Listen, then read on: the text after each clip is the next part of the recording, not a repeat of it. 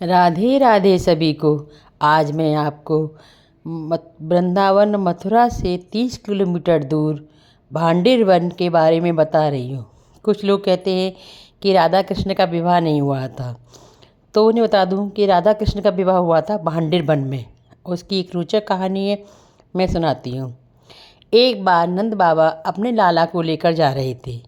वहाँ पर देखा रास्ते में बहुत तेज आंधी तूफान आया। फिर वो एक पेड़ की कोक के खोखले हिस्से में छुपकर बैठ गए। तभी उन्होंने थोड़ी देर बाद देखा कि आंधी तूफान एकदम शांत हो गया था। वहाँ पर एक दिव्य कन्या आई और बोली, बाबा आप ठीक हो? बाबा ने कहा, तुम कौन हो? उन्होंने कहा, मैं एक गोपिक हूँ, गाय चराने आती हूँ। आपको यहाँ भगवान को याद करते हुए सुना तो मैं आपके पास आ गई। तो उन्होंने कहा कि लाला लाली जे मेरे छोटे से लाला है, तो इसको ध्यान रखिए, मैं अभी आ रहा हूँ, अपनी गाय देख आऊँ। नंद बाबा चले गए राधा जी के पास लाला को छोड़ के। लाला वहीं पर एक स्थान पर लेट गए।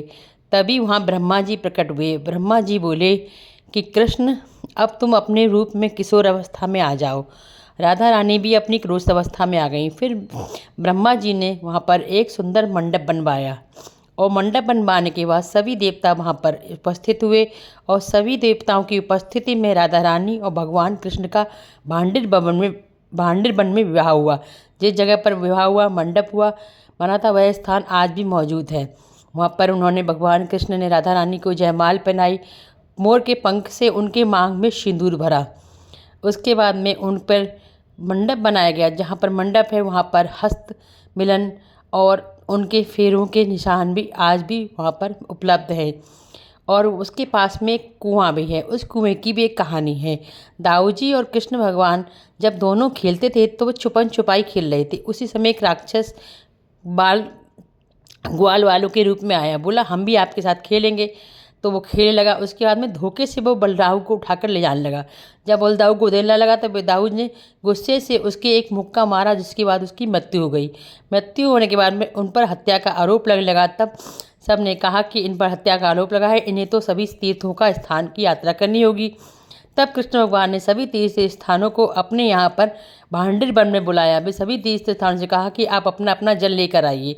सब लोग जो जल लेकर आए थे वह एक कुएं में एकत्रित हो गया। जिस कुएं में एकत्रित हो गया वहाँ पर सोमवती अमावस को हर बार सोमवती अमावस को वह दूध जल होता है वह दूध बन जाता है। उस जल से दाऊ जी और कृष्ण भगवान ने स्नान किया था, इसलिए उस जल से बहुत से लोग स्नान करते हैं। और बहुत सी महिलाएं जिनके बच्चे नहीं बचते हैं वो उस कुएं पे आकर स्नान करती हैं और भगवान से प्रार्थना करती हैं कि उनकी संतान अच्छी हो।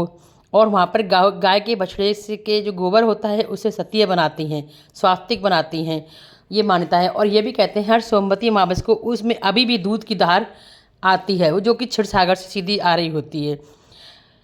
वहाँ पर बहुत ही सुंदर अच्छा नज़ारा है। कहते हैं जो भगवान कृष्ण और राधा रानी की शादी में उस समय सम्मिलित हुए किसी भी रूप में, चाहे पशु पक्षी कुछ पेड़ पौधे, वही लोग बंसी भांडिर वन पहुँच पाते हैं। अन्यथा लोग वृंदावन के दर्शन करके ही लौट आते हैं, वृंदावन के दर्शन करके ही वापस लौट आते हैं। और कहते हैं वहाँ पर साक्षात प्रमाण है राधा रानी भगवान कृष्ण का विवाह हुआ है। इस बात को हमें स्वीकार करना चाहिए, जो कि 5000 साल पुरानी बात है। उसके प्रमाण आज भी मिलते हैं।